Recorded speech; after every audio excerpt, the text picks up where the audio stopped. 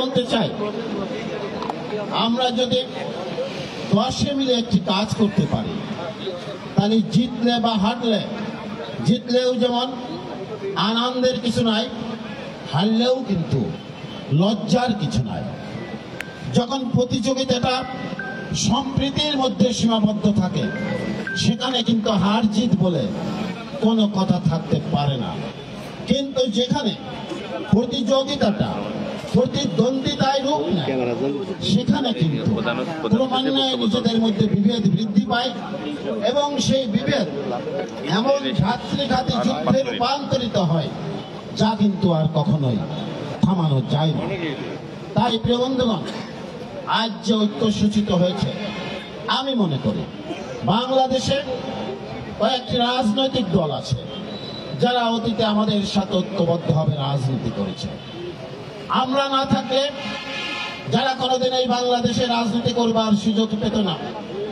আমরা না থাকলে শহীদ প্রেসিডেন্ট জিয়াউর রহমান এবং বেগম খালেদা জিয়া না থাকলে তারা কিন্তু সংসদ নির্বাচনে এমপি হওয়া তো দূরে থাক, তারা নির্বাচনে অংশগ্রহণ করতে পারত না। যারা তাদের গাড়িতে পতাকা উড়াতে পারত না, তারাই এখন বড় লোক শ্বশুর শাশুড়ি পেয়ে তারা পিতামাতার অবদানকে ভুলে গেছে। তারা এখন ক্ষমতায় যাওয়ার স্বপ্ন দেখছে। আচ্ছা ভাই, দেখেন, ভালো কথা, আমাদের আপত্তি নাই। কিন্তু আজকে তার স্বার্থের জন্য যে জিনিসকে তারা হারাম বলে, 2 দিন পরেই আবার তাদের স্বার্থের জন্য সেই জিনিসকে আরাম বলে।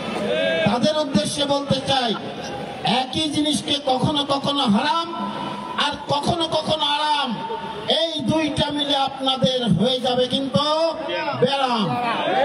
আর সেই ব্যারাম যদি করাতে হয়, আমাদেরকে ঐক্যবদ্ধভাবে থাকতে হবে। আমরা কিছুদিন শুনলাম যে পিয়ার ছাড়া নির্বাচন হবে না। ওনারাই বলেন আল্লাহর আইন চাই, সৎ লোকের শাসন চাই, আবার ওনারাই বলছেন যে প্রার্থী ছাড়া নির্বাচন হবে। তাহলে প্রার্থী ছাড়া নির্বাচন হওয়ার পরে আপনি দল থেকে যে লোকটিকে এমপি বানাবেন, সেই লোকটা কি সৎ লোক নাকি অসৎ লোক, না গর্তের ভিতর লুকিয়েছিল, না 71 সালে আফ্রিকায় চলে গেছিল, এখন তার কম গল্পটাকে নিয়ে এসে আপনারা এমপি বানায় দেবেন, সেটা ভাই আপনারা কিভাবে বুঝবো?